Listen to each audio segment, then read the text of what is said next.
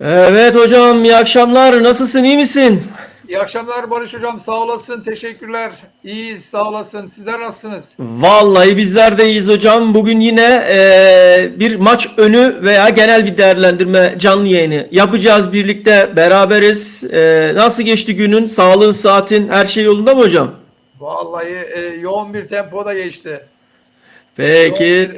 iş şeyinde geçti yani temposunda geçti.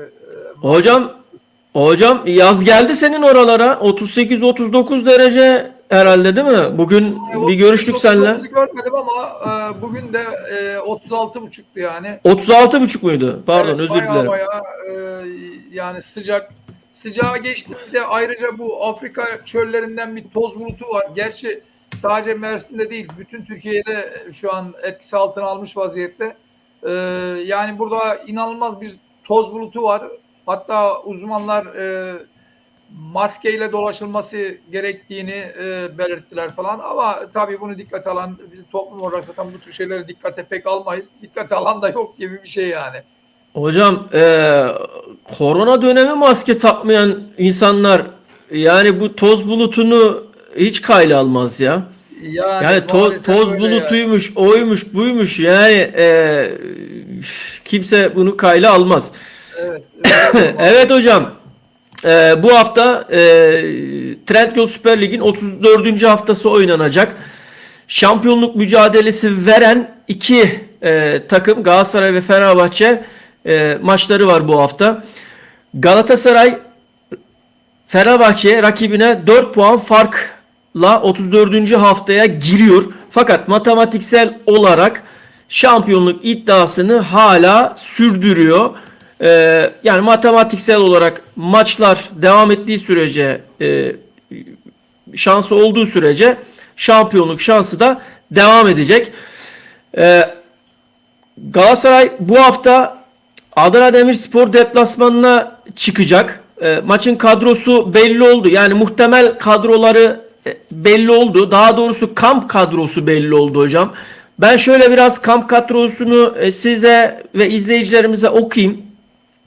Muslera, Eyüp Aydın, Sanchez, Kerem Aktürkoğlu, işte Kerem Demirbay, Icardi, Mertens, Derik Kön, Berkant, Günay, Tete, Ziyech, Kaan Ayhan, Nelson, Oliveira, Torreira, Abdülkerim, Barış Alper, Hamza Akman, Endombele, Oyer, Vinicius. Hocam bu oyuncular bugün Adana Demirspor deplasmanına götürdüler. Kadroya alınan oyunculardı Galatasaray'da ve yarınki maçı bekliyorlar hocam. Hocam sen bu maçla ilgili, yani bu maçla ilgili bir başlayalım. Bugün böyle yayınımız biraz transfer haberleri olacak. Fenerbahçe, Galatasaray, Beşiktaş'tan. Ondan sonra farklı yine gündemlerimiz olacak. Fakat bu maçtan başlayacak olursak senin yorumun ne olur hocam? Buyur, sana bırakıyorum. Yorumla maçı sen. Maç öncesi yorumun ne olur hocam bu maçla ilgili? Evet. Şimdi öncelikle şunu belirtmek istiyorum. Demin siz Galatasaray'ın yani 16 veya 18 kadrosunu belirttiniz. Ben muhtemel 11'ini belirteyim bu arada. Buyur hocam. Muhtemel 11'ini belirteyim. Kalede Muslera, geri dörtlüde Kaan, Nelson, Abdülkerim ve Derik Kön. Orta sahada Lucas Torreira, Kerem Demirbay, Hakim Ziyech, Mertens, Barış Alper ve Icardi 11 ile muhtemelen başlayacaklar. Ziyech yani kısaca 11'de oynayacak bu yarınki maçta. Böyle bir değişiklik var. Yani her şeyden farklı olarak yani. Böyle bir 11 ile çıkması muhtemel 11'i Galatasaray'ın bu. Adana Demirspor'un Buyur hocam. 11'ine gelince kalede Magomedaliev, Atal, geri dörtlü Atal, Gravion, Semih, Muhammadi, orta sahada Alaoui, Maestro, Yusuf, Mendoza, Yusuf ve santrofor olarak da Balotelli'yi sahaya sürecekler. Muhtemelen 11'i Adana Demirspor'un da bu şekilde. Yani her iki takım da yani yarınki maça gayet hazır bir Mutlak galibiyet parolasıyla çıkacak her iki takımda. Adana Demirspor'da galibiyet tabii ki parolasıyla mı yani çıkacak hocam? efendim. Adana Demirspor'da yarınki maça galibiyet parolasıyla çıkacak değil mi hocam? Tabii ki yani şimdi her ne kadar şu an düşme potasının üzerinde kalsa da Adana Demirspor 41 puanı var. Yani tabii ki galibiyet parolasıyla çıkacak yani küme düşmeyecek diye böyle bir şey durum söz konusu olamaz yani. Tabii ki galibiyet parolasıyla çıkacak yani. Yani Sivasspor Fenerbahçe karşısında nasıl bir futbol sergilediyse herhangi bir düşmeme durumu söz konusu olmamasına rağmen Adana Demirspor da aynı e, özveriyi gösterip Galatasaray karşısında muhtemelen galip gelmeye çalışacaktır yani. Bu bir gerçek yani. Hocam şöyle bir durum var. Şimdi artık biz Türk futbol kamuoyunda şunu aklımızdan ve kafamızdan çıkarmamız lazım. Artık Anadolu takımları büyük takımlara şampiyonluk mücadelesinde maçları veriyorlar. Bunu artık yavaş yavaş kafamızdan atmamız lazım. Neden kafamızdan atmamız lazım biliyor musun? Artık lig sıralamasına göre takımlar sezon sonunda para alıyorlar. Artı kazanılan ve berabere kalınan maçlar üzerinden de para alıyorlar. Yani Tabii ki, tabii ki. her takımın galibiyet ve beraberlikle beraber lig bitimindeki sıralamasıyla beraber kasasına paralar geliyor. Şimdi O oranda para girişi oluyor. bu oyun Evet. bu oyun bir para oyunu, bir endüstrisi değil mi? Yani bir para endüstrisi değil mi bu? Transferler Tabii ki, işte tabii ki. transfer yapacaksın. Nasıl yapacaksın? Kasanı galibiyetliklerle veya beraberliklerle doldurarak ligdeki sıralamayı mümkün olduğunca üstlerde tutarak oradan gelecek paralarla transferlerini gerçekleştireceksin. Değil mi hocam?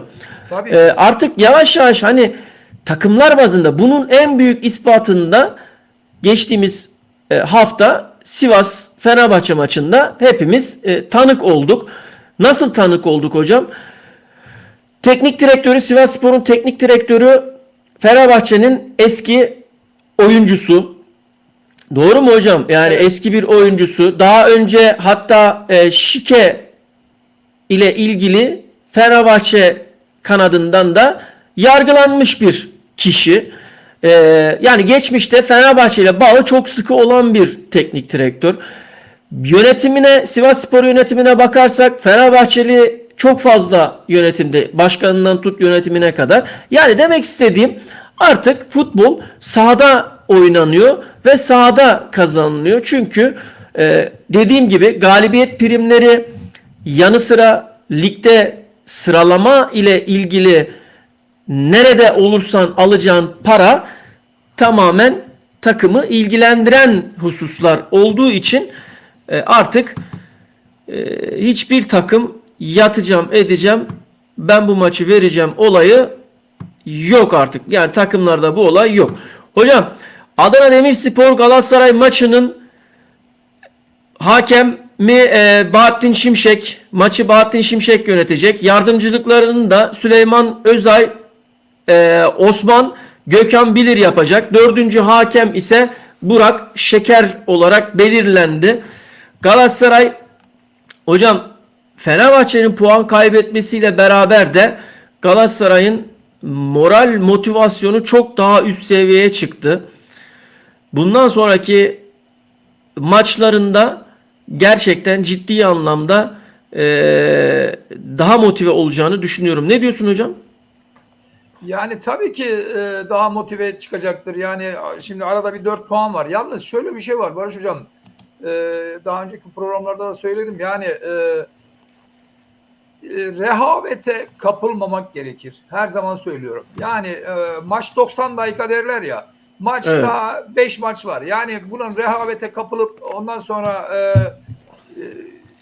lig bitmeden havalara girersen ayağın yerden kesilirse sezon sonunu ayağını tamamen yerden keserler. Tepeğin üstüne çakarlar. O zaman hiçbir şey elde edemezsin. Galatasaray bunun ben inanıyorum Galatasaraylı idareciler, yöneticiler neyse futbolcular, teknik heyet bunun farkındalardır. Her ne kadar 4 puan önde olsalar da bu işin ciddiyetinin farkındalardır. işi sağlam tutacaklardır. Yani sezon sonu o şampiyonluk havasını sezon sonu yani tatacaklardır. Sezon sonu kutlayacaklardır. Şimdiden o havalara girerlerse tepelerin üzerine çakılmaya mahkum kalırlar. Onun için çok dikkatli olmaları gerekir yani. Hocam Galatasaray'da şöyle bir de durum var. Ben onu da dile getirmek istiyorum. Şimdi Oliveira meselesi var, transferler var. Yani artık Galatasaray ligin sonu yaklaştıkça, yani Mayıs'ta erken geldi bu sezon Galatasaray için. Transfer haberleri de, transfer yorumları, transfer edilmek istenen futbolcular artık yavaş yavaş gündeme gelmeye başladı. Tabi bundan önce şöyle bir durum söz konusu hocam. Bugün kafileye, Adana Demirspor maçının kafilesine Zaha götürülmedi. Yani muhtemelen solda Kerem, sağda Ziyech oynayacak. Geçen maçta da Okan Buruk Zaha'yı düşünmedi. Zaha'nın transfer sezonu da yaklaştı. Şimdi biraz sonra haberlerimiz var. Zaha'nın gideceğiyle ilgili söylentiler çıkmaya başladı. Biraz sonra yayınımızın ilerleyen dakikalarında bununla ilgili yorumlarımızı yapacağız. Ne diyorsun hocam Zaha ile ilgili? Zaha neden götürülmedi? Okan Hoca Zaha'yı sildi mi? Problem mi var? Oyun sistemine mi uymuyor? Mesele ne hocam? Ya şimdi aslında Zaha kötü futbolcu değil işin açıkçası. Özellikle fiziği de çok güçlü bir futbolcu. Yani teknik olarak da güçlü ama bir türlü yani Galatasaray'da istenileni veremedi veya kendi istediğini gerçekleştiremedi. Yani normalde şimdi bazen şöyle durum var Barış Hocam. Belki daha önce de anlatmışızdır. Bazı futbolcular bazı takımlara yani her zaman pozitif anlamda katkı sağlayacak diye bir şey yok. Bir de yani bunun bir uyum süreci söz konusu. Yani yani derler ya elektrik alamadım veya işte yani sevemedim gibi yani. Buna benzer. Yani Zaha Galatasaray'da bir türlü istediğini yapamadı. İstediğini veremedi. Yani kendi performansını sahaya yansıtamadı. Doğru mu hocam? Evet. Yani gerçek performansını sahaya yansıtamadı. Aslında Zaha kötü futbolcu değil. Gerçekten kötü futbolcu Hocam değil. oyuna çok küsüyor ama ya. Yani Ya maçtan tamam, yani ya çok böyle küsme şeyi var yani. Söylüyorsunuz ama yani ne kadar da şey de olsa maalesef bu futbolcular içerisinde yani futbolcularda zaman zaman olan şeyler oluyor yani. Küsme de oluyor. Yani böyle yani burada nasıl diyeyim genler yani Galatasaray'la Zaha'nın genleri hatta Oliveira da dahil buna. Oliveira bir ara uyum sağlamıştı ama daha sonra o da kopma yaşadı. Yani genler uyuşmadı. Genler uyuşmadı. Yoksa Zaha dediğim gibi yani kötü bir futbolcu değil. Belki de Türkiye Ligi'nden herhangi bir takıma Fenerbahçe, Beşiktaş, Trabzon veya işte İstanbulspor gibi herhangi bir Başakşehir gibi veya işte herhangi bir takıma gitmiş olsa belki orada daha başarılı da olabilir yani. Yani burada Galatasaray'da mesela Raşitsa yani Galatasaray'da mükemmel oynuyordu. Beşiktaş'a gitti. İstediği futbolu oynayamıyor. Yani tabii Evet. bu ekiple de alakalıdır. Ona da kabul ediyorum. Yani buna benzer. Belki de dışarıdan Avrupa'dan veya başka bir yerden yere transferi söz konusu olduğunda gittiği takımda belki de çok daha başarılı olacaktır yani. Dediğim gibi bu bazen genlerin yani bünyenin takım veya futbolcunun birbirine çok iyi kaynaşması veya bağ göstermesi lazım. Onu Zaha yapamadı. Olmadı yani. Zaha ile gerçekleşmedi bu iş yani. Maalesef. Hocam Zaha'nın yerine Galatasaray çok daha iyi ve skorer bir oyuncu kadrosuna katmayı planlıyor. Bu oyuncu kim? Bu oyuncu Porto'da forma giyen Galeno. 26 yaşında Brezilyalı oyuncu. şöyle ben sana söyleyeyim. Sol kanat hocam. Sol kanatta. Hatta bu sene Şampiyonlar Ligi'nde hangi maçtı hocam? Son saniye bir golü atmıştı. Müthiş bir gol atmıştı hocam. Bir an hatırlayamadım. Onu bir dahaki yayınımızda söyleyeyim. Evet. Müthiş bir golü vardı. Şu an mevcut piyasa değeri 25 milyon euro civarında. Oyuncu 1.79 boyunda. Brezilya asıllı, Portekiz'de, Porto'da oynuyor. Porto'yla olan sözleşmesini 2022'de yaptı. 2028'e kadar da sözleşmesi devam ediyor hocam. Onun dışında bu oyuncu skorer bir oyuncu. Sağ ayak kullanıyor hocam. Şöyle ben sana bu sezonki istikrarlarını, oynadığı maçı falan bir anlatayım hocam. 20 şöyle çok kısa hocam. Hemen geleceğim oraya. Hocam o kadar maç oynamış ki, o kadar çok maçı var ki, çok istikrarlı, çok skorer de bir oyuncu yani. 2 tane Portekiz şampiyonluğu var hocam. 3 tane Evet. Portekiz Kupası şampiyonluğu var. Portekiz Ligi Kupası 2 tane. Portekiz Süper Kupası 1 tane. Yani kariyerinde Portekiz kupalarının hepsi var hocam. Çok güzel bir oyuncu, çok iyi bir oyuncu, süratli bir oyuncu, teknik kapasitesi çok yüksek olan bir oyuncu. Galatasaray'ın Kerem Aktürkoğlu'nun da gitme ihtimalinin yüksek olması ihtimalinde düşündüğümüzde Galeno, Portekiz'de oynayan Galeno ismi ön plana çıkıyor hocam. Yani ben bugünkü aldığım, okuduğum izlenimlerim, duyumlarım bu şekilde Galeno ile ilgili, Zaha'nın yerine gelecek Galeno ile ilgili. Valla eğer Galatasaray bu oyuncuyu alırsa hocam müthiş bir hamle olur. Harika bir oyuncuyu kadrosuna katmış olur düşüncesindeyim. Yanı sıra biraz sonra yayınımızın yine ilerleyen dakikalarında Galatasaray'ın bizzat ilgilendiği ve Okan Buruk'un da devreye girdiği bir oyuncudan bahsedeceğiz. Onu da gündemimize getireceğiz. Hocam ne diyorsun?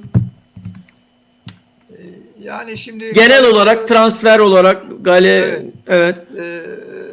Galeno'yu ben işin açıkçası pek takip ettiğim bir futbolcu değil. Yani tabii geldiğinde izleyip göreceğiz yani. Her ne kadar Evet. Avrupa'daki yıldız futbolcular, belirli futbolcular hariç pek takibini yapamıyoruz yani. Yeterince Evet. zaten Avrupa'da yıldız çok.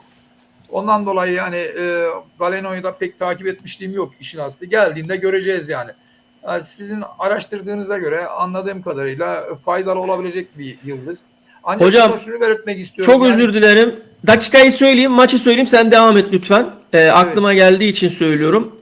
Arsenal maçı 94. dakika hocam. Şampiyonlar Ligi'nde Porto Arsenal maçı.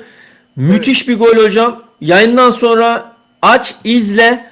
Ne demek istediğimi anlayacaksın Evet, hocam. anladım. Evet. Yani burada şunu belirtmek istiyorum. Orada dediniz Kerem Aktürkoğlu da giderse falan niye diye. Ben Kerem Aktürkoğlu'nun Galatasaray'dan gideceğini tahmin etmiyorum. Bu sezon için söylüyorum. Evet. Yani en azından bu sezon Kerem tam istediğini veremedi. Yani iyi futbolcu, başarılı bir futbolcu ama bu sezon istenileni diyeyim tam veremedi.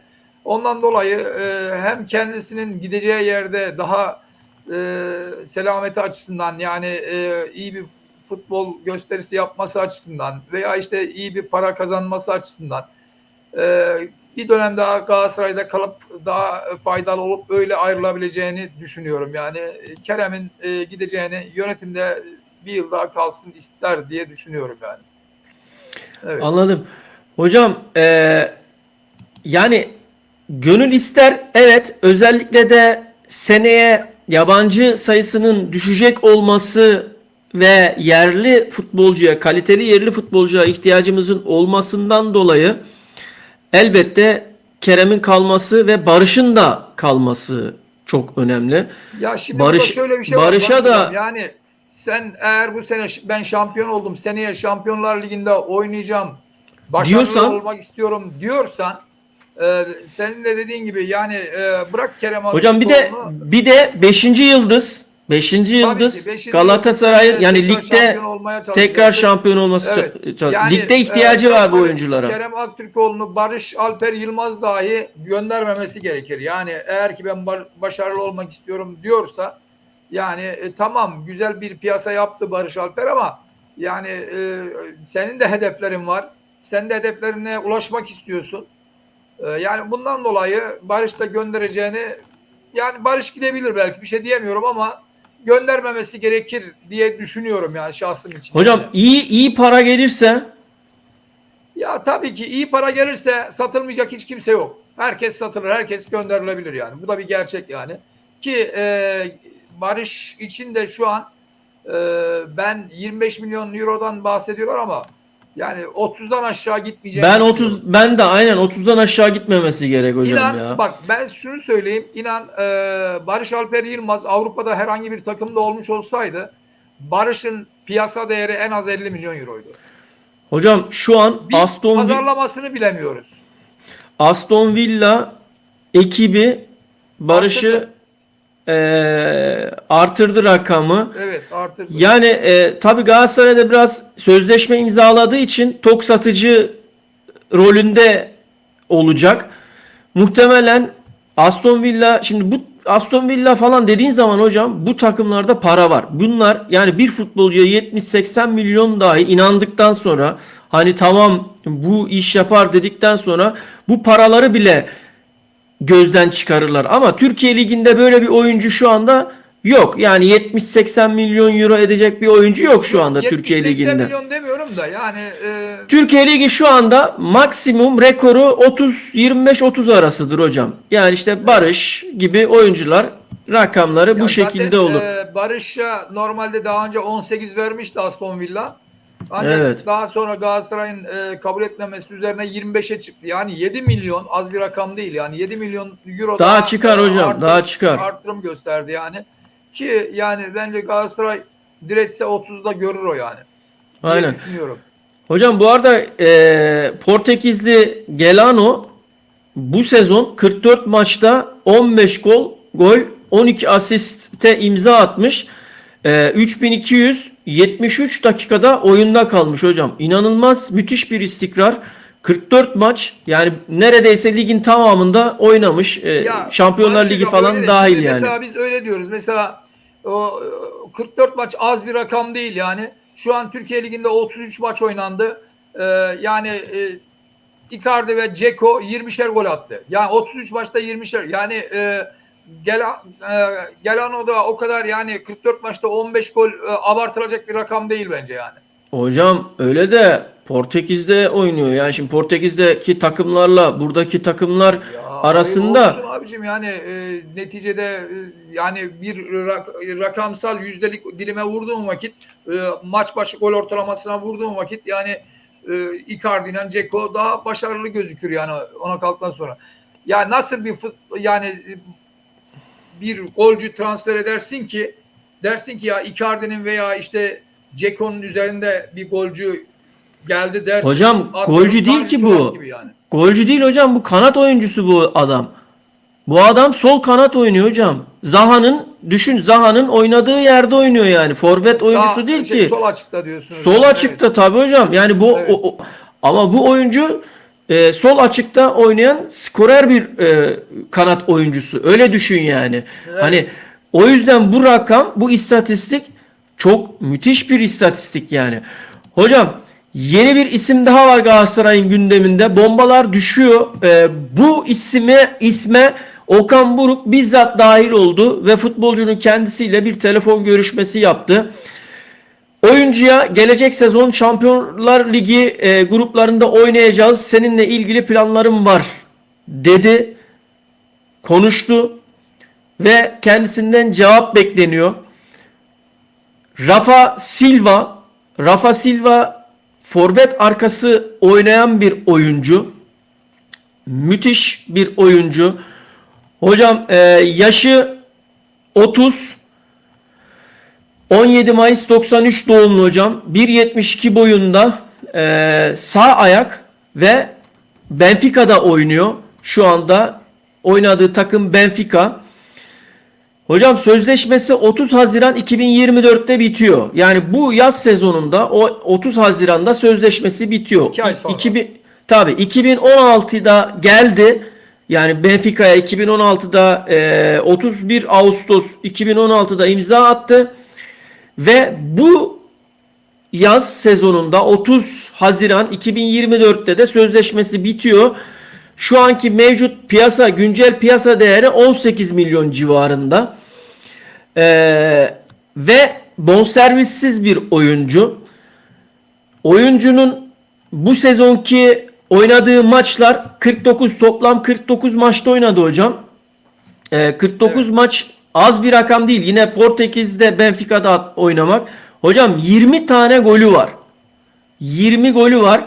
Yani burada şey de var ama şöyle söyleyeyim, 49 maçın tamamında Portekiz Ligi, Şampiyonlar Ligi, işte Avrupa Ligi, ondan sonra onların Allianz Cup'ı var Portekiz'de. Ondan sonra Taça de Portugal var, Süper Taça var. Bütün bunları, yani bütün sezonun bugünkü toplamında 49 maç, 20 gol, 14 asist hocam. Toplam oyunda kalma süresi de 4172 dakika hocam. Müthiş bir rakam. Muhtemelen Mertens şimdi Mertens'in 30 yerine, tabii evet. Mertens'in yerine yavaş yavaş bunu planlıyor. Zaten hoca bir 10 numara beklentisi vardı hocanın. Oliveira'yı da düşünmüyor. Ndombele'yi de düşünmüyor. Okan Hoca. Bunlarla yollar ayrılacak. Mertens'in de ilerleyen yaşına göz önünde bulunduraraktan ve çift kulvarda gideceği için Rafa Silva ismini gündeme getirdi Galatasaray Kulübü. Bugün de bir telefon görüşmesi yaptı. Okan Hoca bizzat kendisi Rafa Silva'ya önümüzdeki sezon Şampiyonlar Ligi gruplarında oynayacağız ve sana ihtiyacımız var dedi. Ne diyorsun hocam? Yani Rafa Takımda Silva- Brezilya ve Portekiz ağırlıklı oyuncular olacak hocam, yabancılar. Bunu da değerlendirirsen. Yani şimdi Tete tutmadı Brezilyalı dedi yani Evet. tarihin en kötü Brezilyalısı falan gibi konuştuk da geçmiş tarihlerde. Evet. Yani Evet. tutmadı ama bunlar da tutmayacak diye bir kaide yok tabii ki. Yani olabilir, tutar, niçin tutmasın yani. Ki sizin söylediğiniz forvet arkası, orta saha ortası gibi diyeyim ben ona. Hocam yan Kesinlikle mevkide sağ sol kanatta oynuyor. Yani yan Anladım, mevki evet, olarak anladım, da evet. sağ sol kanatta da oynuyor. Yani Gerçek seneye görevi şey forvet diyeceğim arkası. Hocam, seneye Galatasaray'ın o mevkide kesinlikle bir futbolcuya ihtiyacı olacak yani. Bu bir gerçek yani. Seneye Üst kesinlikle düzey bir futbolcu hocam. Üst düzey bir futbolcu. Yani Evet. futbolcudan üst düzey bir futbolcu. Rafa Silva özellikle Okan Hoca çok istiyor hocam. Evet, yani kesinlikle ihtiyacı olacak Galatasaray'ın. Yani tabii ki teknik yönetim veya işte başkan veya futboldan sorumlu Erden kişiler Timur. bunları araştıracaklardır. Yani yönetim bunları araştıracaktır. Yani böyle kara düzen transfer yapmayacaklardır. Yani faydalı olacağına inandıkları kişileri veya Hocam gerçekten bonservis yok. Bonservissiz. Yani sözleşmesi 30 Haziran 2024'te bitiyor. Yani artık şu anda aslında teknik olarak boşta sayılabilir de yani. Biliyorsun 6 Evet. ay önceden oyuncular Yani imza atabiliyorlar bonservissiz yani. dediğinize göre o zaman demek ki söylediğiniz 18 milyon euro civarında. O oyuncunun kendi hocam, kendi oyuncunun kendi piyasa değeri yani. Ha, kendi piyasası yani. Bonservis öyleyse- yok ama oyuncunun kendi piyasa değeri o yani. Evet yani tabii eğer öyle gelme imkanı da varsa Galatasaray bunu değerlendirebilir tabii ki yani. Hiç bir şey olmasa bile elinde tutar yani muhakkak bir yerlerde kullanır yani lig maçlarında kullanır, Avrupa'da kullanır. Hocam şöyle 3,5 milyon euroluk bir teklif var Galatasaray'ın yıllık Rafa Silva'ya, ama birçok kulüp de yine özellikle Katar'dan falan teklifler de var yani Rafa Silva'ya, çünkü Özellikle hani şeyi bitmek üzere, artık sözleşmesinin bitmesine de çok yakın bir süre kaldığı için bütün kulüplerin şu anda radarında yani. Evet. E, En Katar'dan bir çok da kulüp. sözleşmesi bitmesinden ziyade yani bonservisinin elinde olmasından kaynaklıdır o diğer kulüplerin radarında olmasının nedeni. Hocam tabii ki şöyle, Yasanın altında getirecektir yani. Herkes değerlendirmek ister tabii ki yani. Katar'dan bir kulüp 7 milyon vermiş hocam, teklif etmiş. Yani şimdi 7 oyuncu milyon tabii oraya Katar'a mı gider ya. gider? Galatasaray'ın 3,5 milyon euro da az bir rakam değil hocam. Şimdi Şampiyonlar Ya Ligi şimdi var. ama 3,5 milyon az rakam değil de Barış Hocam öbür taraf 7 milyon Yani vermiş. 2 katını vermiş. Niye Galatasaray'a gelsin ki? Bir de o var yani. hocam, her şey para demek değildir ya. Biraz da kariyer, mesela bak, Ha, Ronaldo ne yaptı Şampiyonlar mesela? Ligi'nde oynayacak olması dediğin gibi onun için bir artı. Tabii canım, onun için yani gündemde Evet, kalacak yani. aynen öyle. Katar'a giden, Araplara giden bir sürü oyuncu var. Hepsi şu anda, Ronaldo hariç, esamesi yok hocam, yani hepsi şu anda anılmıyor bile yani. Birçoğu hatta geri gelmek istiyor. Mesela e, hepsi tekrardan, Mane mesela, adam tekrardan geri gelmek istiyor. Bak, Müslüman olmasına rağmen, Arabistan Müslüman bir ülke olmasına rağmen yine tutunamıyor. Ya olmuyor hocam. Yani şimdi oyuncular nasıl, biliyor musun? Yıldızlar genelde hep böyle kamera önünde, herkesin önünde olup böyle şahşalı bir hayat, şahşalı bir yaşam arzular hocam.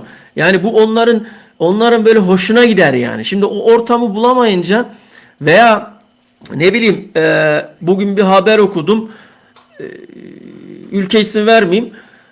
Bizim Türk bayan ayağında mesela çorap olmadığı için uyarı almış ve çorap giydirmişler. Yani gibi gibi. Mesela oyuncu istese ailesi sıkıntı yaşayacak. Anlatabiliyor muyum? Bir sürü sorunlar var, problemler var. O yüzden daha ılıman, yani Türkiye gibi daha ılıman bir ülkede, Avrupa'ya yakın, işte Avrupa'nın içerisinde olan, özellikle de Galatasaray her sezon Şampiyonlar Ligi'ni garantileyen bir takıma gelmesi bu oyuncuların cezbedebilir yani. Onu demek istiyorum. Kaan'cığım, teşekkür ediyorum. İyi Evet. yayınlar demişsin. Sağ olasın, var olasın. Teşekkürler. Öyle değil mi Teşekkürler hocam? Kaan Bey. Çok sağ olasın.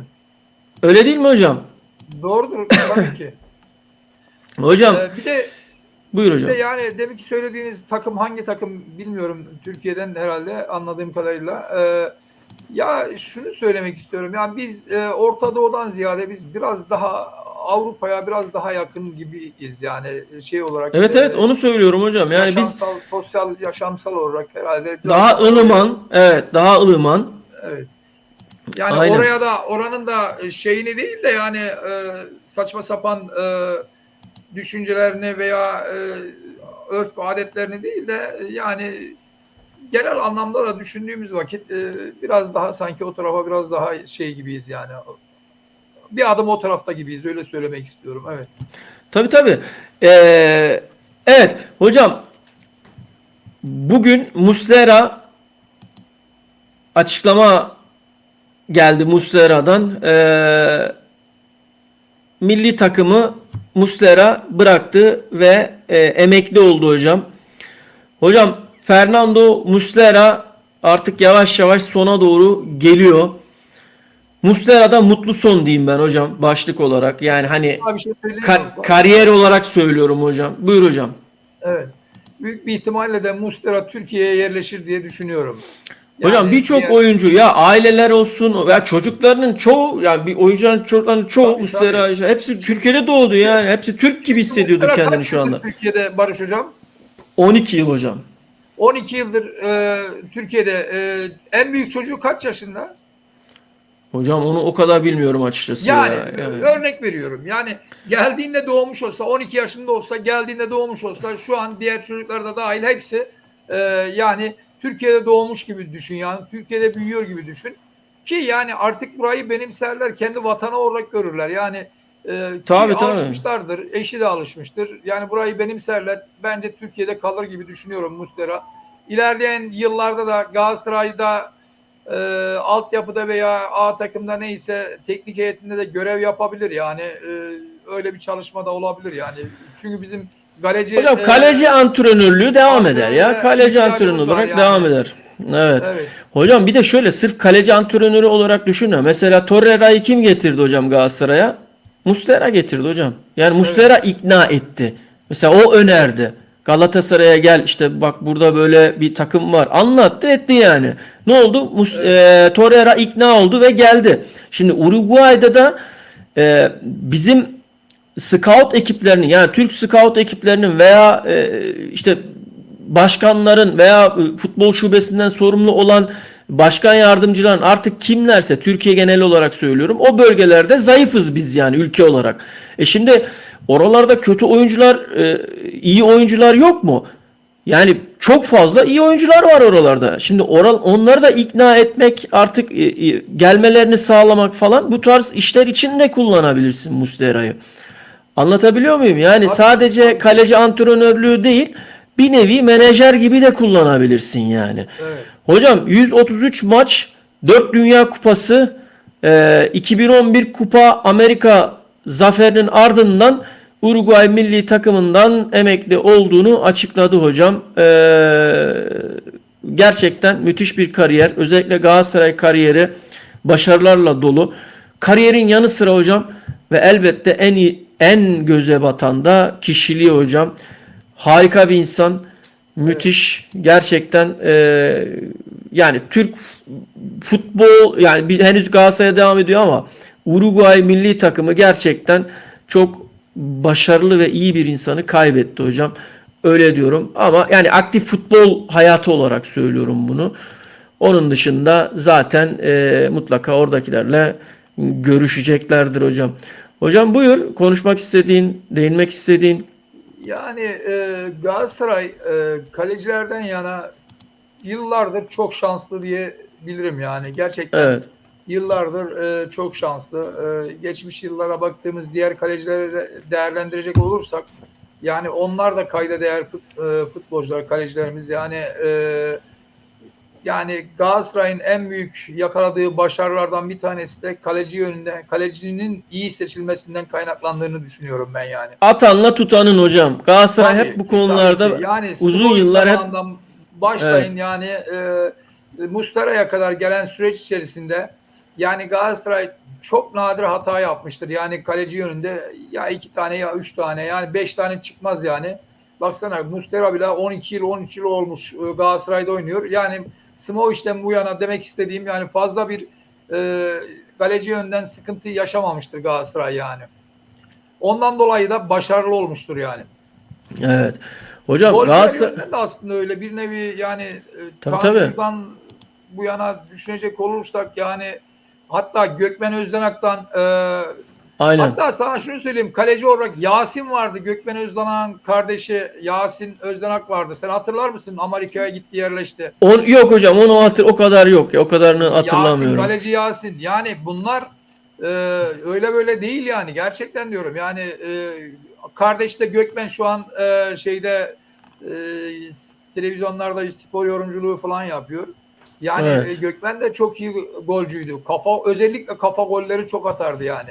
Galatasaray'ın da yani Evet. kaleciyle birlikte Hocam golcüleri de Gökmen hocanın hatırladığım aklıma gelen tek şeyi çapkın olması hocam. Onun dışında şu an hiçbir şey hatırlamıyorum.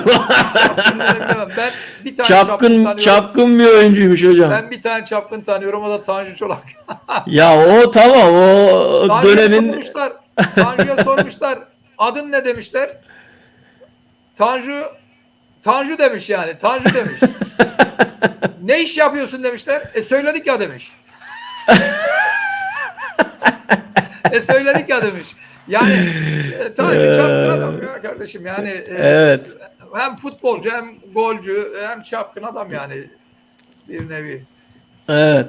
Hocam Galatasaraylı futbolculara teknik direktöründen birçok oyuncusuna bu sezonki göstermiş olduğu tüm kulvarlarda özellikle Bayern Münih maçında mesela gösterdikleri performans yani elendiler ama gösterilen dirayet ve performans birçok kulübün Avrupa'da dikkatini çekti. Birçok oyuncular Avrupa devlerinin radarına girdi.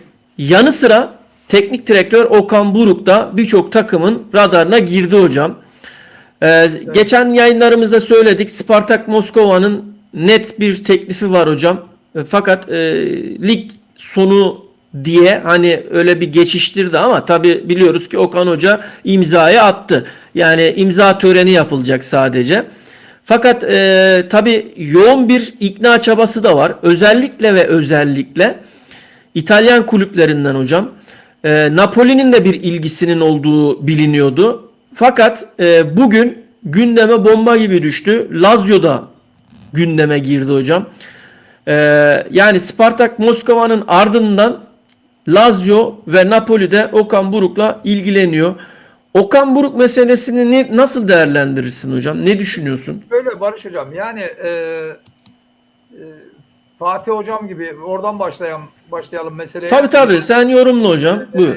Şimdi Okan Buruk daha Galatasaray'daki Misyonunu tamamlamadı. Daha tamamlamadı. Yani tamam, Fatih Terim'in gitmesini anlarım. Yani Fatih Terim zaten fazlasıyla gereğini yaptı yani.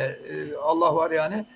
Gençlerin de önünü açması lazımdı Fatih Terim. Ki, Şimdi Okan Hoca genç, dinamik, başarılı. Evet. Buyurun hocam. Ancak yani Okan Hoca için aynı şeyi söyleyemeyeceğim maalesef. Yani Okan Hoca'nın, yani bırak bu sene kalmayı, Okan Hoca'nın en az 3 yıl, hatta 5 yıl daha Galatasaray'a veya Türk futboluna hizmet etmesi gerektiğini düşünüyorum. Şu an Okan Hoca'nın en verimli olduğu dönemi.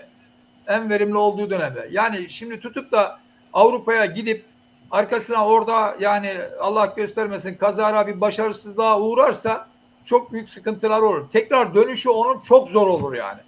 Onun için yani en az 3 yıl, 5 yıl Türkiye'de Türk futboluna hizmet etmesi gerekir. Ayağını yere sağlam basıp ondan sonra Avrupa'ya açılması gerekir. Fatih Terim de gitti. Tamam. Fiorentina'ya gitti.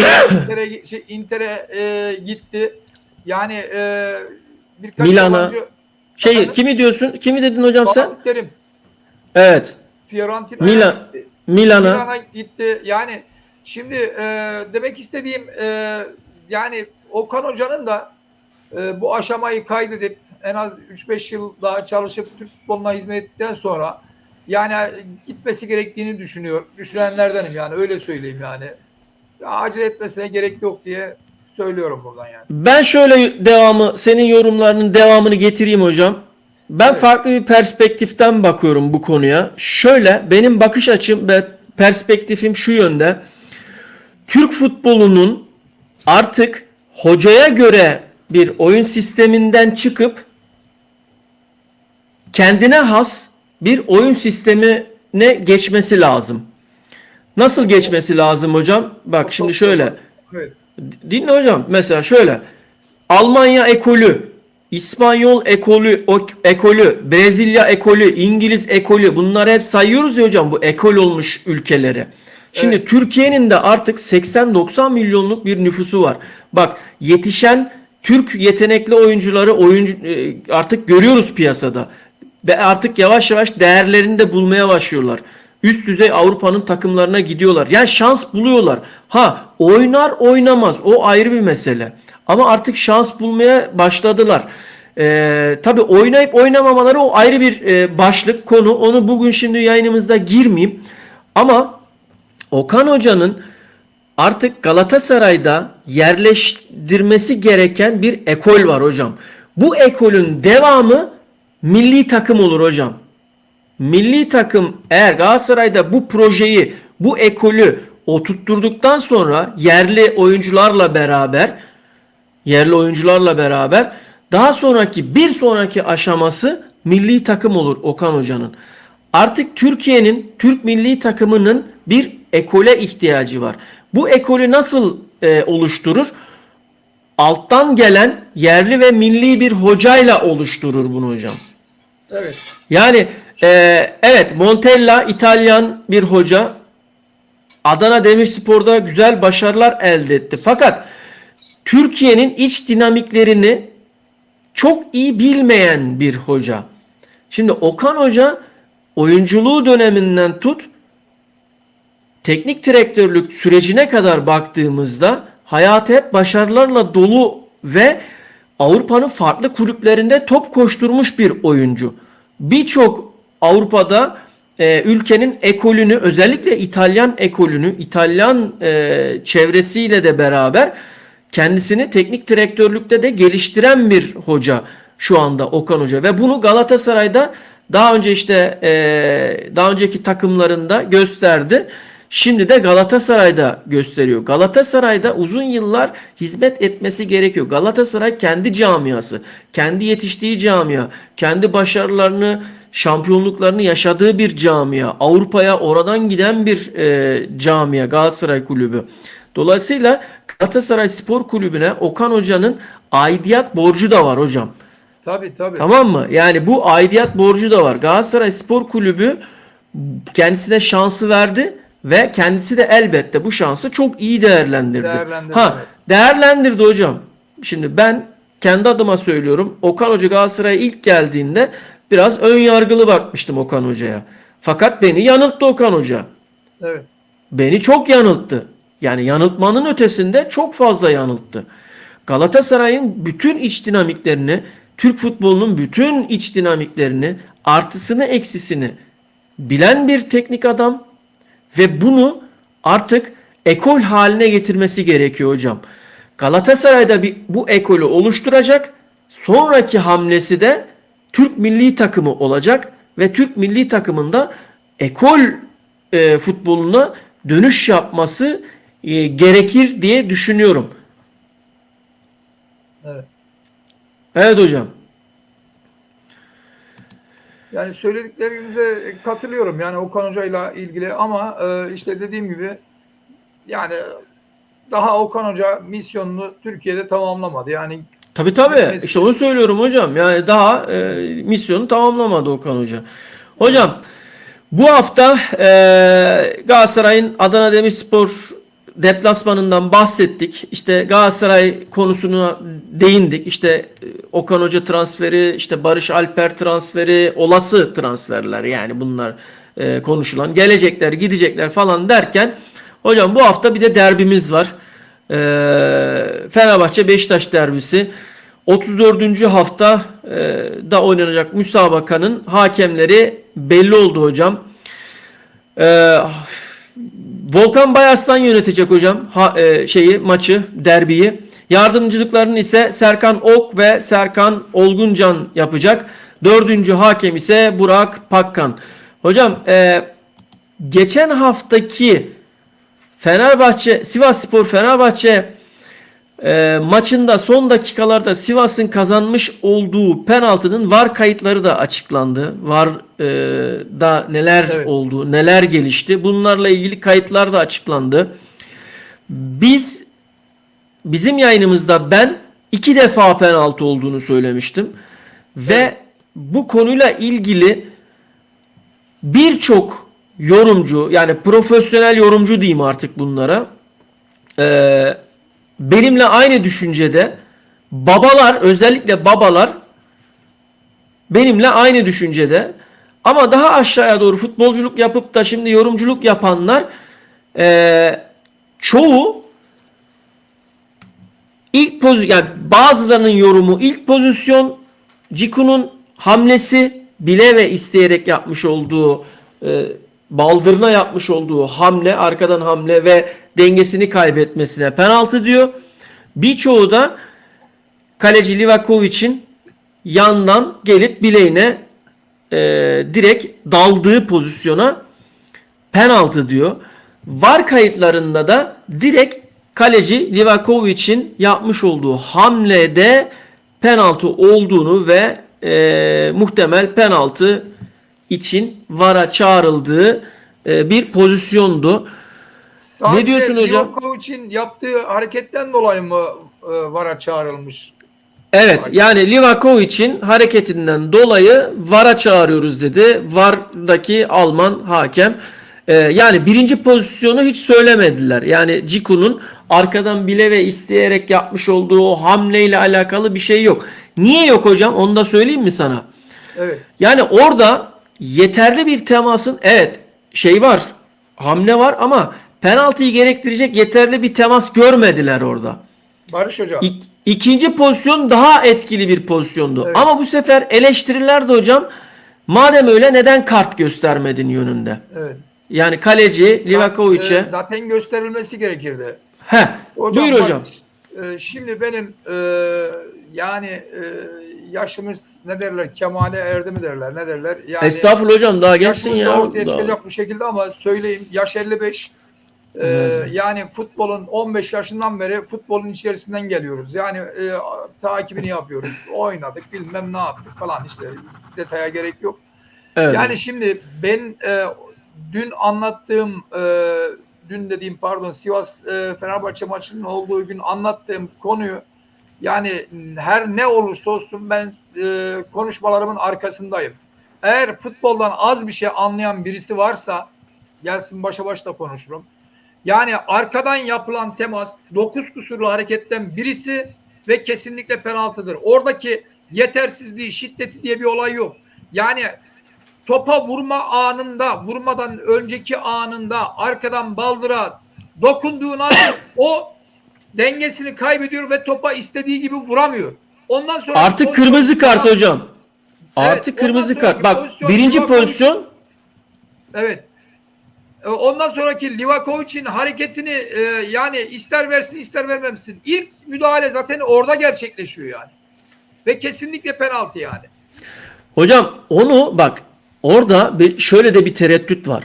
Eğer o birinci hareketi senin dediğin gibi ona çağırmış olsaydı var, net kırmızıyla da Ciku'yu atması gerekiyordu. Ve Ciku bir sonraki oyunlarda, mesela bu hafta, ondan sonraki hafta falan oynayamayacaktı. Şimdi böyle de bir risk vardı. Ama Livakovic'in yandan bileğe olan hamleyi daha net gördü.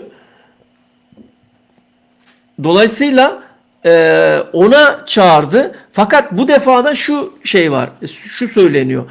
Neden kart göstermedin? Sarı kart mesela.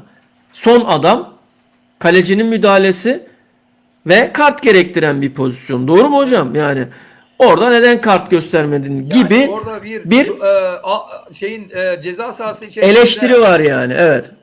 Ceza sahası içerisinde eğer ki penaltı çalıyorsan orada bir faul vardır. Faule istinaden penaltı çalıyorsun. Ve gole giden futbolcuya yapılan bir faul olduğu için kesinlikle kartlıktır yani. Kesinlikle kartlıktır yani. Bu tabii faulün niteliğine göre değişir ama ya en azından bir sarı kart göstermesi gerekirdi yani. Evet. Hocam maçın hakemi Bayarslan, Volkan Bayarslan, işte 46 yaşında bir hoca. Bu sezon, yani daha doğrusu şöyle, Volkan Bayarslan Fenerbahçe'nin sevdiği bir hakem. Kısaca bunu söyleyeyim yani. hocam Galatasaray Fenerbahçe derbisini yönetti. Galatasaray 3-0'lık üstünlüğüyle bitti ama bu sezon. Tamam, bitsin, bitebilir yani. Ondan sonra Trabzonspor Beşiktaş, Trabzon'un 3-0 üstünlüğüyle bitti. Yine 2022-2023 sezonu Trabzon Beşiktaş 0-0. Yine 2022-2023 sezonu Beşiktaş Fenerbahçe 0-0. Yani derbilerdeki karnesi bu şekilde Volkan Bayarslan'ın. Şunu mu demek istiyorsun hocam? Yani şampiyonluk yolunda Fenerbahçe'nin önü mü açılmak isteniyor? Yok, hayır, yani o manada demiyorum da yani yani o kadar iddialı değilim. Öyle demek istemiyorum yani. Kesinlikle ama yani Fenerbahçe'nin bazı maçlarda Volkan Bayarslan'ı istediğini biliyoruz yani. İstediğini kendileri de dillendirdiler yani. Bazı maçlara verilmesi kendilerinin. Mesela diğer hakemleri istemeyip Volkan Bayarslan'ı istemeleri yönünde beyanatları var yani. Hocam Fenerbahçe kaç tane hakem yedi biliyor musun sen? Düdük astırdı Galatasaray maçlarında yönetmesin diye. Yani Galatasaraylı olduğunu düşündükleri kaç tane maç. Hocam çok özür dilerim. Çok özür diliyorum. Bombacı Adnan hocamız iyi yayınlar, kolay gelsin demiş. Adnan hocam, en kısa zamanda yayınımıza bekliyoruz seni. Bomba haberlerini bak, bütün izleyicilerimiz bekliyor. Şu an sen bir seyahattesin. İzleyicilerimiz seni bekliyorlar, haberin olsun. Adnan hocam teşekkür ediyoruz. Sağ olasın, var olasın. Bir an önce gel artık. Evet hocam, buyur. Devam et. Yani hakem düdüğü astırdı Fenerbahçe. Kaç tane hakemlere düdük Yani aslında astırdılar başarılı hocam. oldu mu kendisi, yani şampiyon mu şey oldu yani? Hocam Yani 4 yıldır Galatasaray maçını yönetmeyen hakemler var ya. Bak 4 evet. yıldır Galatasaray maçının hiçbir Galatasaray maçını yönetmeyen hakemler var ya. Yani bilmiyorum. Yani biraz sıkıntılı işler hocam. Hocam biraz değerlendir Fenerbahçe Beşiktaş maçını istersen. Fenerbahçe Beşiktaş maçından önce ben Adana Demirspor maçıyla ilgili Buyur hocam. birkaç Buyur hocam. şeylerim vardı. Benim Buyur notlarım hocam. vardı.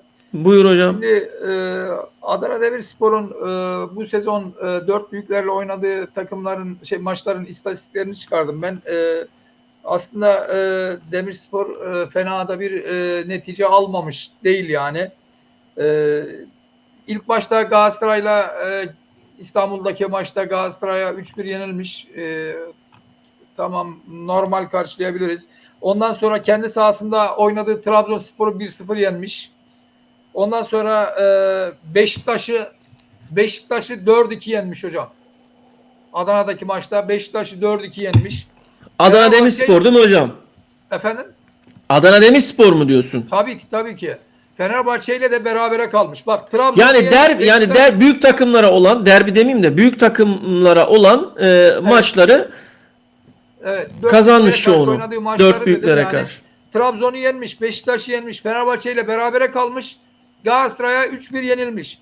Diğer ikinci maçlarında, yani ikinci yarı maçlarında Trabzon'daki maçta yenilmiş. Beşiktaş da yine İstanbul'da berabere kalmış 0-0. Son oynadığı Fenerbahçe maçına da biliyorsunuz işte tartışmalı maçta, Evet. penaltı verilen maçta, dokunulmadan değen penaltı olan maçta 4-2'de o zaman Demirspor yenilmiş yani. Evet. Bu Hocam, maçta tabii sonuç ne olur bilemiyoruz yani. Kendi sahasındaki maçlarda güzel sonuçlar almış. 2 galibiyet, hocam, beraberlik. ben senden Fenerbahçe Beşiktaş maçında değerlendirmeni isteyeceğim. Ama ondan önce Mirsat, hoş geldin yayınımıza. Teşekkür ederiz. Katkılarından dolayı bir beğenini alırız. Beğeni yapmadan geçme yayını.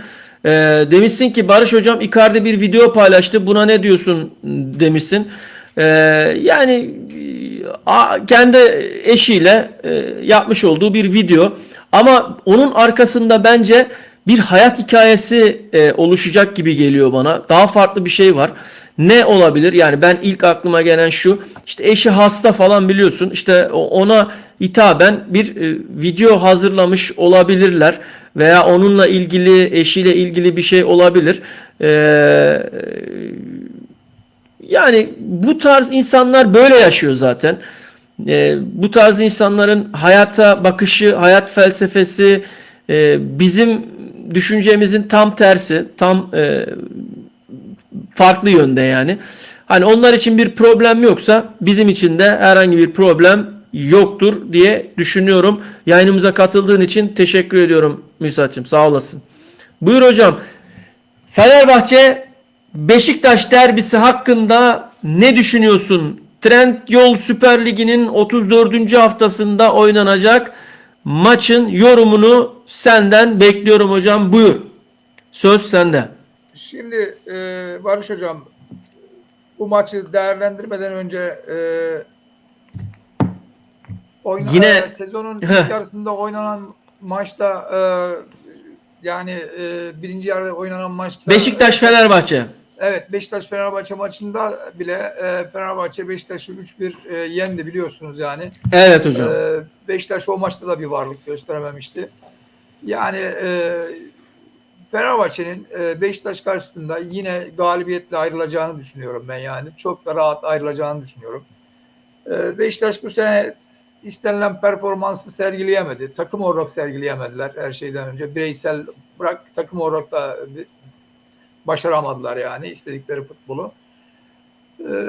Fenerbahçe'nin kadro kalitesi Beşiktaş'a göre tabii ki tartışılmaz yani. Çok daha güçlü bir kadrosu var. Livakovic yani bunlardan bir tanesi. Osay Samuel, Osterwolde, Ciku, Mert Müldür, Serdar Aziz, Bekao, Çağlar, Bonucci yani sayabileceğimiz bunlarla birlikte İsmail Yüksek, Şimanski, Ferdi Kadıoğlu, İrfan Can Kahveci, Fred, Mert Hakan, Zayis, Kurunic. Yani Fenerbahçe'nin kadrosu Beşiktaş'a göre saydığımız vakit çok daha kaliteli ve çok daha üst seviyede yani. Beşiktaş'ın şu an zaten o gücü Fenerbahçe'ye karşı olan gücü yok yani. Yenemez yani. Galibiyetle ayrılacak. Hocam Sivasspor'un kadro kalitesi nasıldı? Ya şimdi tabii bir de şu var yani bence Sivas kadrosu da kötü değil yani. Çok daha Yani Beşiktaş kadrosuyla kıyaslarsak Sivas kadrosunu ne diyorsun? Hangisi daha iyi? yani kıyaslarsak yani ya tabii ki Beşiktaş kadrosu daha iyi diyebiliriz ama yani Beşiktaş kadrosu Hocam Fenerbahçe'de mental bozukluk var hocam. Mental olarak çok düştüler. Bak nerede başladı biliyor musun? Süper Kupa finaline U19 takımıyla çıkmalardan başladı. Ne diyorduk biz hep? Oyuncular, profesyonel oyuncular hep sahada kalmak ister. Ama yönetim ve başta Ali Koç ve yönetimi futbolcuları sahada tutmadılar. Sağ kenarına aldılar. Daha sonra UEFA Konferans Ligi ikinci tur maçında kendi evinde Kadıköy'de 3-2'den sonra tempolu bir maç oynayacağı belliydi turu atlaması için ve öyle de oldu. 120 dakikalık bir maç oldu. Orada ciddi bir şekilde fiziken düşme de oldu. Fakat Karagümrük maçının ertelenme talebini TFF Fenerbahçe'ye iletmesine rağmen Fenerbahçe yine Ali Koç ve yönetimi sırf TFF'den bu teklif geldi diye, erteleme teklifi geldi diye kabul etmediler. İnat yaptılar. Dolayısıyla Sivasspor maçına çıktılar. Oyuncular bitik, mental olarak düşmüş.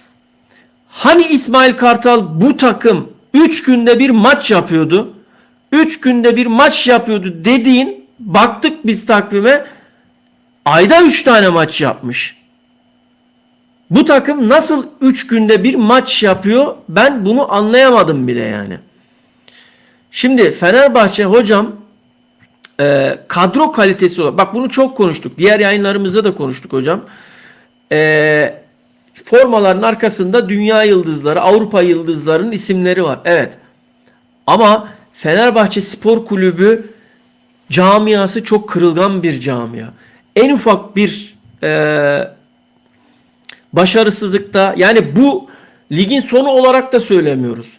Yani en ufak bir olumsuzlukta çabuk kırılan bir camia yani. Bugün bu hafta Beşiktaş'la oynayacağı takımı da bu nedenden dolayı kaybetme olasılıkları da yüksek hocam. Ben öyle de görüyorum.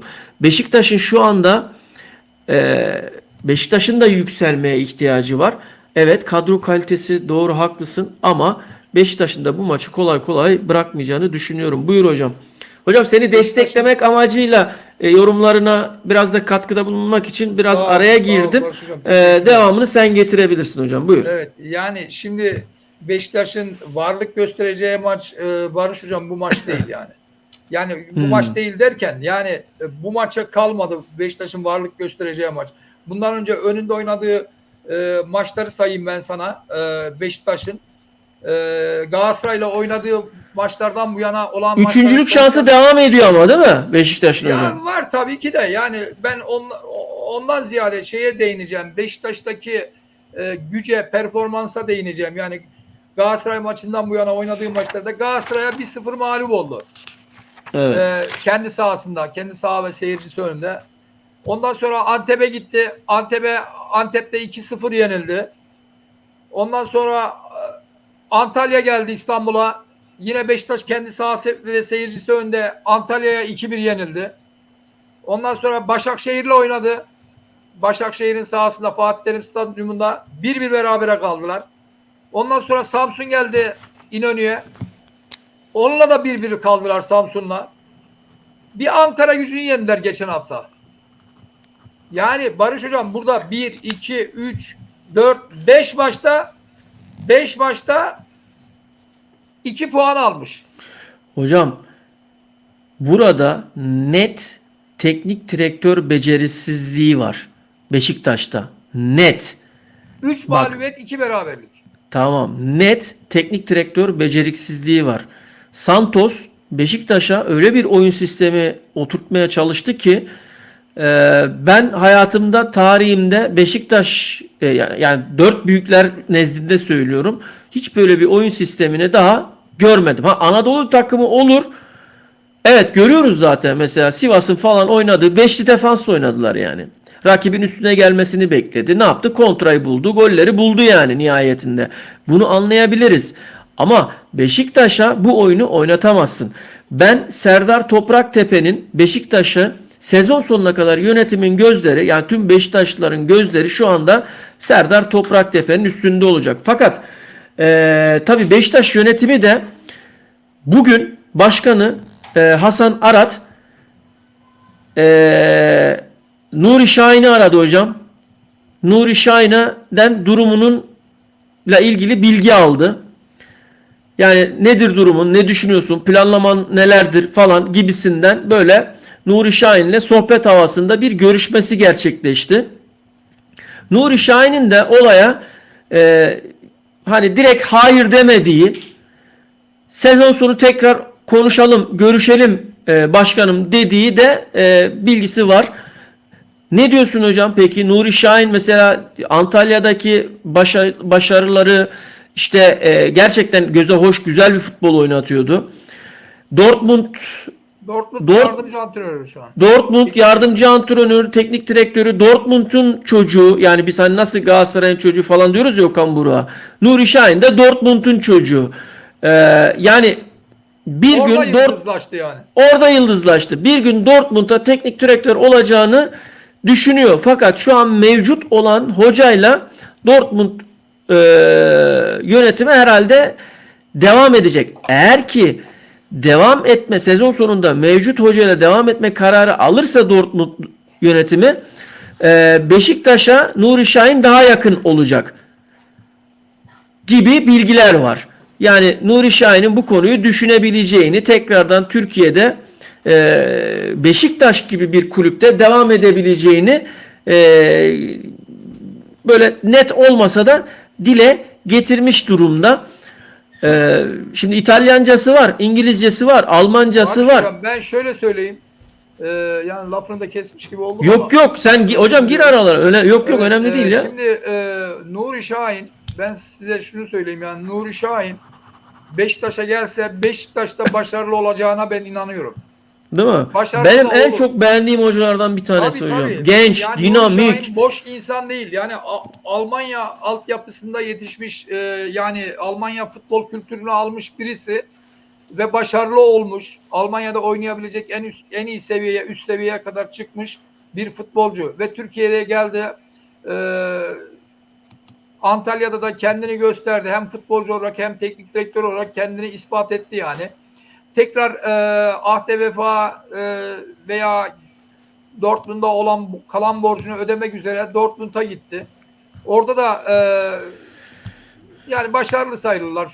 Bu sezon biraz vasat gittiler ama Avrupa'da yine iyiler, ancak liglerinde biraz vasat gittiler ama kötü sayılmazlar.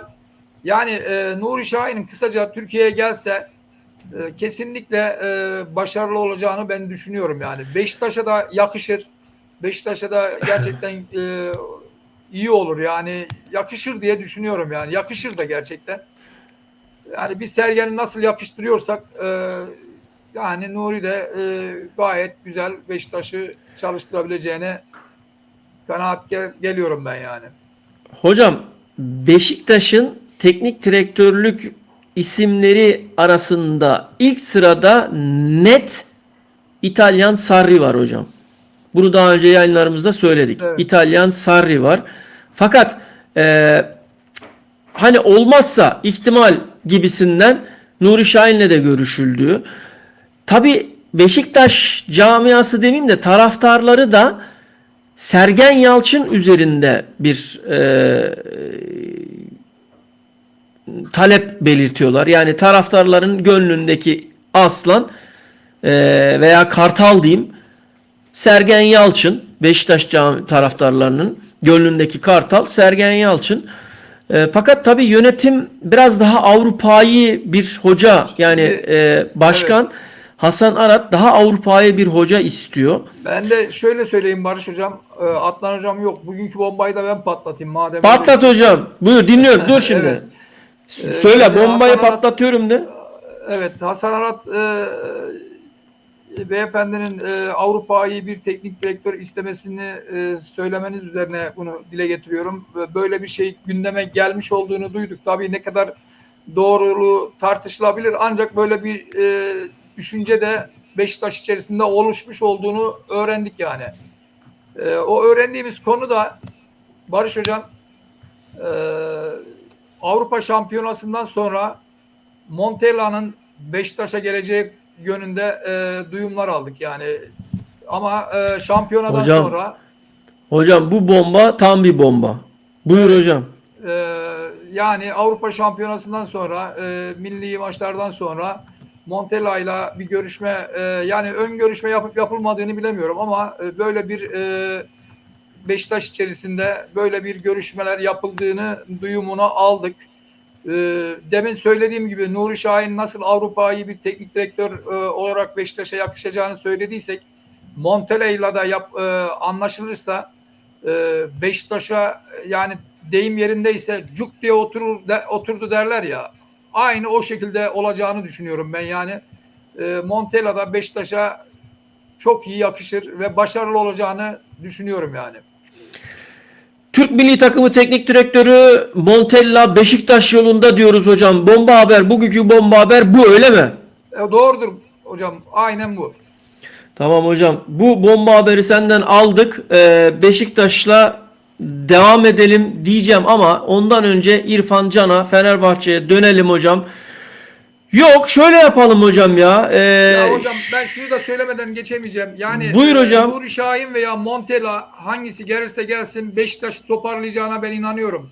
Yani kesinlikle toparlayacak ve önümüzdeki sezon şampiyonluğa oynatacaklarına adım gibi eminim yani. Bu kadar net Ya hocam, söylüyorum. hocam şöyle söyleyeyim. Yani ben yani nacizane şeyim şu, düşüncem şu. Şimdi Beşiktaş ve Trabzonspor'un şampiyonluk potasında olmaması beni açıkçası Üzdü. motive etmiyor yani. Evet, evet. Hani Bir kanadımız eksik kalıyor yani. aynen ya hocam, en azından şu, bu kadar puan farkı olmadan, hani tamam 4 olur işte, ne bileyim, ligin son haftasına kadar matematiksel olarak şansın devam ediyor olur falan, bunları anlarız, tamam. Ama bu kadar puan farkı açıkçası beni çok üzdü. Ve özellikle Beşiktaş'ın bu yönde ciddi hamleler yapması gerekiyor ve sezon bitmeden net hocam, tak tak tak tak tak tak, işte hoca bu, hocanın istediği oyuncular bu, görüşülen oyuncular, gidecek oyuncular, planlama bu, açıklaması lazım hocam. Şimdiden Zaten açıklama Barış Hocam, yapması şöyle lazım söyleyeyim. yani. Yani eğer ki Beşiktaş Nuri Şahin veya Montella ile anlaşılırsa, ki böyle görüşmeler olduğunu biliyoruz işte. E, Yani emin olun, Nuri Şahin de Montella da kendine göre bir takım futbolcular tavsiyesinde bulunacaktır yönetime. Yani Tabii alınması canım, yönünde yani. tavsiyelerde Tabii. bulunacaklardır. Yani Tabii. kendi, eğer böyle bir şey olursa da altyapısını yavaş yavaş hazırlayacaklardır yani. Buna emin Evet. olabilirsin yani. Evet. Hocam dedikten sonra Beşiktaş defterini de yavaş yavaş kapatabiliriz. Beşiktaş zaten dediğimiz gibi, yani ligde şu an herhangi bir iddiası olmadığı için üçüncülük iddiası var ama tabii şu anda yayın Ya hocam, anlamında işte çok fazla Barış bir değer geçen haftaki, görmüyor. yani bu haftaki diyeyim, yani daha doğrusu Ankara Gücü maçın haricinde Evet. öncesinde oynadığı 5 maçtan 3 mağlubiyet 2 beraberlikle ayrılmış. Yani 5 maçta 2 puan, yani yılların Beşiktaş'ı, şampiyonluğa oynayan takımı, yani yazık, 15 puan neresi, 2 puan neresi? Yani gerçekten ben üzüldüm ya. Yani Evet. bu duruma düşmemesi gerekirdi. Üzülüyoruz hocam. Gerçekten üzülüyoruz. Beşiktaş adına üzülüyoruz. Evet. Yani Türk Yani futbolu adına Fenerbahçe'yi, üzülüyoruz. demek Beşiktaş istediğim derken Devin Türk hocam, futbolu adına. Fenerbahçe'yi de Fenerbahçe maçını da alacak güçleri yok yani. Güçleri yok derken fiziki güçleri anlamında söylemiyorum. Yani her yönüyle. Mental olarak yani. Mental olarak. Öyle mi Tabii hocam? tabii, aynen olarak. Kapasite, mental, her şeyi sayabilirsin. Fizik gücü dahil. Yani Fenerbahçe'yi yenebilecek güçte değiller yani, kısacası. Hocam Fenerbahçe'ye dönecek olursak Fenerbahçe'de yani derbi öncesi, işte Fenerbahçe Beşiktaş derbisi öncesi Beşiktaş'ta gündem bunlar. Fenerbahçe cephesine tekrar dönecek olursak hocam Fenerbahçe'de olay iddialar var. Hani geçenlerde ne dedik? Çözülmeler olur, baskılar olur dedik Sivasspor maçından sonra. Çünkü Evet. şampiyonluk matematiksel olarak bitmedi.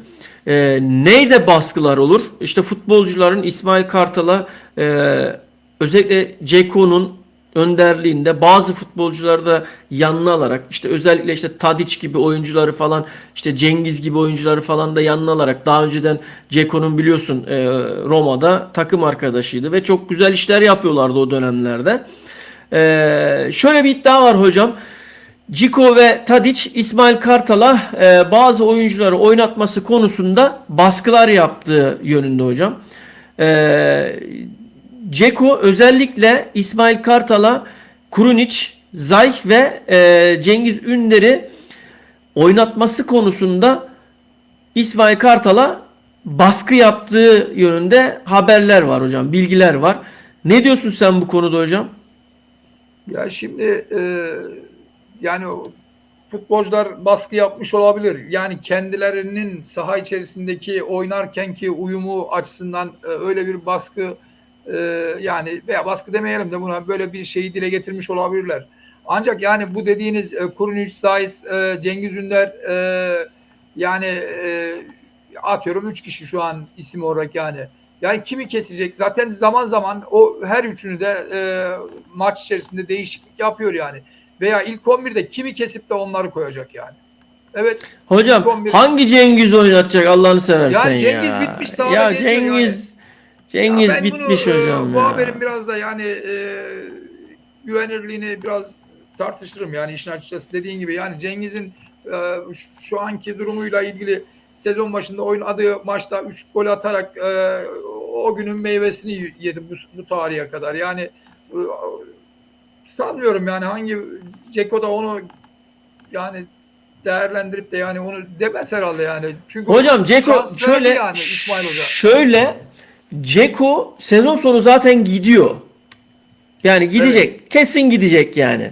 Şimdi ne yapıp da İsmail Hoca'ya yani İsmail Hoca şimdi Ceko'yu mu dinleyecek yani? Ne yapacak yani? Ha belki Evet. sezonun bütün emeklerini çöpe atmaması adına, yani baskı demeyelim de biz buna, telkinlerde bulunuyor diyelim hocam. Yani biz daha da yumuşatalım bunu.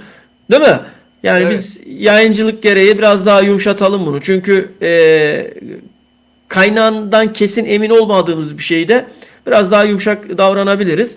Telkinde bulunuyor diyebiliriz hocam. Evet. Hocam Yani evet. Hocam İrfan Can Kahveci Fenerbahçe'de İspanyolların radarına girdi.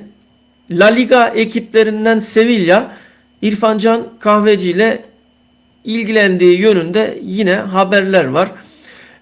Biliyorsun Başakşehir'den 7 milyon euro karşılığında alındı. Bu sezon nezdinde 29 lig maçına çıktı. 11 gol 9 asist. Avrupa'da 14 karşılaşmada 6 gol 3 asistle imza attı hocam. Toplamda 17 gol 12 asist ile 29 gole katkı verdi hocam İrfan Can Kahveci.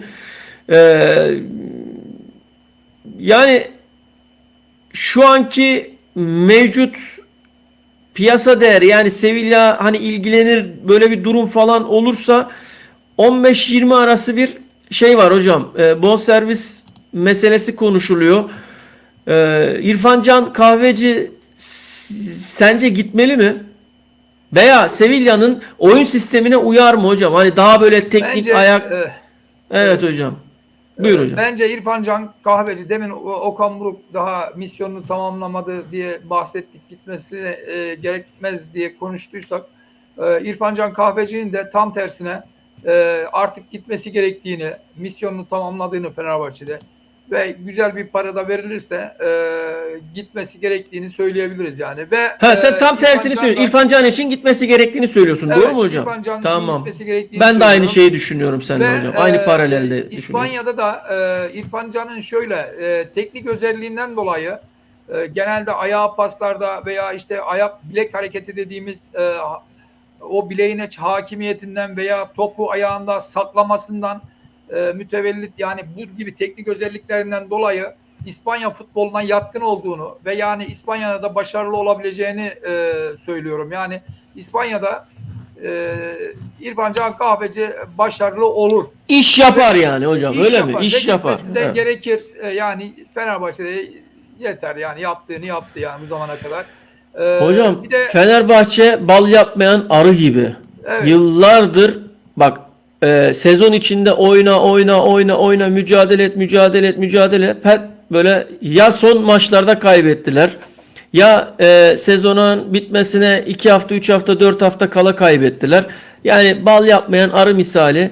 O yüzden bazı şeyleri fazla zorlamamak lazım. Eğer gerçekten de seninle aynı fikirdeyim hocam, Sevilla gibi bir takımdan, İspanya'dan bir teklif de varsa 3'üne 5'ine bakma kardeşim. Git, yeni maceralar. Belki orada daha farklı ortam, daha farklı futbolcular, üst düzey oyuncularla, teknik direktörlerle tanışacaksın. Farklı bir ortamın olacak. İleride Türk futbolu adına da Fenerbahçe'ye de, hatta Fenerbahçe'de geri döndüğünde, futbolu bıraktığında belki teknik direktör olacaksın. Bunları da kullanırsın diye düşünüyorum. Türk milli takımında belki kullanacaksın. Örnek veriyorum hocam. Yani anladın mı? Yani Türk futbolunun bu vizyoner oyunculara, futbolculara her türlü ihtiyacı var. Ha, hepsi milli takım olacak diye bir şey yok. Biri kalkar altyapıda antrenörlük yapar hocam. Biri kalkar kondisyoner olur. Yani Avrupa'yı bir yapıyı benimsemiş oyuncuların Türk futbolunda ihtiyacı var artık. Yani her anlamda bunlar da lazım yani. Ha, belki hocam, çok özür diliyorum. Belki İrfan Can Kahveci Türkiye'de yapmış olduğu o tecrübesini, birikimini İspanya'da kanıtlayacak. Bir kim gibi? Nihat Kahveci gibi. Nihat Kahveci de ne yaptı hocam? Gitti İspanya'da, yani Villarreal'da. adam Villarreal'de olsun, Sociedad'da olsun neler Real yaptı hocam ya. Sociedad'da, Real Villarreal'da, Sociedad'da. Yani evet. belki de Türk futbolunda yapmış olduğu bir birikimi İspanya'da ispat ettirecek adam. Diyecekler ki ulan Türkiye'de hakikaten böyle oyuncular varmış demek ki, diyecek. Yani bu sefer Yani başka Nihat oyuncuların önünü Kahveci'nin açacak yani. teknik özelliğinden dolayı da orada gerçekten oynayabileceğini düşünüyorum ben yani. Oynar, rahat oynar. Ben şunu belirtmek istiyorum. İrfan Can Arada. Kahveci'nin, Nihat Kahveci değil. Evet, zaman zaman soy isimden dolayı Evet, karıştırabiliyoruz yani. evet hocam.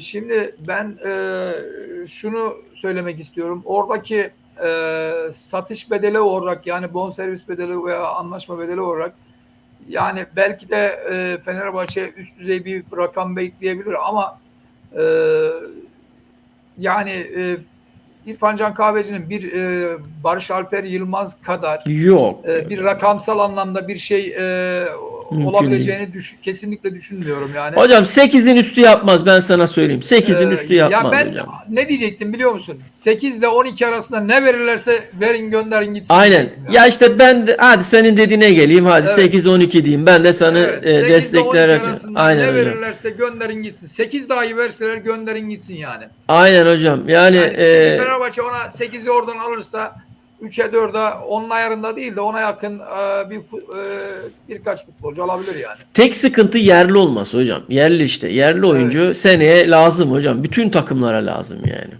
Evet. Evet hocam, yayınımızı 1 saat 25 dakika yaptık. Yavaş yavaş istersen müsaadenle sonlandıralım. Umuyorum yarın seninle gün içerisinde konuşacağız tekrardan. Evet, şunu Adana söyleyeceğim Demirspor Barış Hocam. Galatasaray Evet. maçı sonrası tekrar yayında buluşuruz. Buyur hocam. Evet. Yarınki maç kesinlikle kolay bir maç olmayacak Galatasaray açısından. Adana Demirspor çok rahat küme düşmeden yani üstünde kurtulmuş gibi bir şey falan gibi şeyler Yorumlanmasın, düşünülmesin. yani. Rehavete kapılmasın. Değil mi hocam? Evet, aynen öyle. Yani Demirspor yarınki maça, ben bir şey duyumu daha aldım. Yayını kapatmadan önce Bomba mı duyum mu hocam? bir bomba daha ben patlatayım. Buyur hocam. Bugünün ikinci bombası Ee, sende hocam yine. Evet, Buyur. yani bunu artık nasıl kimler çıkartıyor, nasıl şey yapıyorlar bilmiyorum. Sözde, evet Barış hocam iyi takip et. Sözde Adana Demirspor Galatasaray'ın arka bahçesi olarak söyleniyor. Adana Demirspor Galatasaray'ın arka bahçesi olarak söyleniyor. Nedenine gelince Adana Demirspor'un 2 sezon öncesinde Galatasaray'dan yapmış olduğu transferlerden dolayı bu yani konuşma yapılmış, bu konuşma söyleniyor. Belhanda olsun, e, Onyekuru olsun, ondan sonra Yunus olsun. İşte buna NDI'ye, yani buna benzer oyuncuların işte satılması, alınması yönünde falan Galatasaray'la olan Yunus. ikili ilişkilerden dolayı Galatasaray'ın arka bahçesi olarak görüldüğü falan söyleniyor. Yani Galatasaray'ın bu maçı rahat alacağı falan gibi şeyler konuşuluyor. Kesinlikle ve kesinlikle değil hocam. Kesinlikle ve kesinlikle değil. Ve yani bu Galatasaray'ı yumuşatma politikasıdır. İşte şeye kaptırma politikasıdır. Rehavete. Evet, yönetimi de futbolcuları da teknik heyette bu tuzağa düşmemesi gerekir. Çok işi sıkı disiplinize hareket etmeleri gerekir diye söylüyorum yani. Hocam Galatasaray yönetim ve teknik heyeti bu rehavete kapılır mı? Hayır. Kesinlikle bu saatten sonra kapılmaması lazım. Ya ben Galatasaray yönetimini şöyle söyleyeyim Barış hocam. Gerçekten çok beğeniyorum. Yani şöyle beğeniyorum. Çok aklı başında, çok ağır, vakur bir şekilde işlerini yapmaya çalışıyorlar. Yani hem teknik heyet olsun hem yani yönetim olsun çok aklı başında hareket etmeye çalışıyorlar. Yani böyle şeye kapılıp bir anlık böyle yani nasıl desem böyle yani hırsa kapılıp da böyle yanlışlar yapmıyorlar. Başka kulüp başkanları gibi falan yani bu şekilde hareket etmiyorlar. Yani daha vakur, daha aklı selim düşünüyorlar. Ayakları yere basarak hareket etmeye çalışıyorlar. Ondan dolayı da Galatasaray yönetimini ve teknik heyetini tebrik ediyorum yani. Hocam bir de şu vardır. Mesela Galatasaray yönetiminde mesela hani hep deriz ya, oyuncular maç sonu açıklama yapmasın sıcağı sıcağına. Neden? Çünkü nabızlar yüksek. Anlık söyleyeceği şeyler daha sonra kendileri için çok daha düşünmeden söyledikleri için kötü olaylara sebebiyet verebilir. Fakat senin de belirttiğin gibi Galatasaray yönetiminde nabızlar yüksek olsa da, maç sonu herhangi bir nabzın yüksek olsa da konuşmalar yine profesyonel ve aklı selim oluyor genelde. Öyle geçiyor. Evet. Ve başkana karşı müthiş bir aidiyatlık hissiyatı var hocam. Yani başkana karşı, Dursun Özbey'e karşı Galatasaray camiasında tam bir nasıl söyleyeyim sana, Galatasaray neyi denir hocam? Birlikteliği, Galatasaray'daki bu başkana olan aidiyat, bunların hepsi zaten Galatasaray'da şu anda mevcut. Ve evet, demek ki futbolcuların içerisinde Emre Akbaba'yı da eklemeyi Emre Akbaba'yı da, evet, Emre Emre Akbaba da var. Doğru kısaca söylüyorsun hocam. Galatasaray'dan Adana Demirspor'a gelen en az 6 tane futbolcu vardı. İkisi gitti. Belhanda Onyekuru gitti.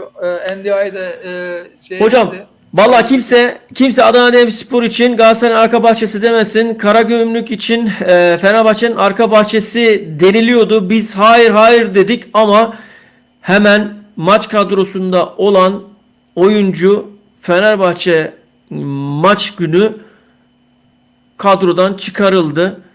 Emre, biliyorsunuz, Emre maç kadrosundaydı ve Fenerbahçe maç günü yani kadrodan çıkarıldı. Yani niye çıktı, nasıl oldu, neden çıktı? Bununla ilgili de zaten tam bir muamma. Daha kimsenin de bir şey söylediği, bildiği yok. O yüzden arkadaş, yani bu iş sahada oynanır. Hiçbir oyuncu özellikle yabancılar nezdinde söylüyorum. Herkes ekmeğinin peşinde. Yani şöyle söyleyeyim, bak Balotelli değil mi? Balotelli'ye sen şimdi çık bugün git de ki Türkiye'de en çok sevdiğin veya Türkiye'de tuttuğun takım hangisi diye sor. Galatasaray diyecektir kesin. Niye? Çünkü Evet. ilk Galatasaray'ı duydu adam Avrupa'da ismini. Evet. Ve gerçekten Aynen de yani bak bu şey değil ha, yani böyle şöyle söyleyeyim. Aklında kalan anlamında söylüyorum yani. İlk ismini duyduğu, Türkiye'deki ilk ismini duyduğu takım hangisi? Galatasaray. O da Evet. Galatasaray diyecektir büyük bir ihtimalle. Ha bu demek değil ki Galatasaray ya gol atmayacak. Adam Galatasaray gol atmak için elinden gelen her şeyi yapacaktır yani. Hocam çok teşekkür ediyorum. Ağzına, Rica ederiz. yüreğine sağlık Sağ olun. katkılarından Sizin de ağzınıza, dolayı. yüreğinize sağlık. Sağ olun. Çok sağ ol. Umarım yarın Adana Demirspor Galatasaray maçından sonra canlı yayında Yetişmeye buluşuruz. çalışacağım, Yetişmeye çalış. çalışacağım. Evet. Oldu olmadı. Ben Evet. yayınımızı devam ettireceğim. Çok sağ ol. Bizi izleyen takipçilerimizin hepsine de çok teşekkür ediyoruz. Sağ olun, var olun. Kendinize çok iyi bakın. Kalın sağlıcakla. Allah'a emanet olun. İyi akşamlar, iyi geceler, saygılar, sevgiler, hoşça kalın.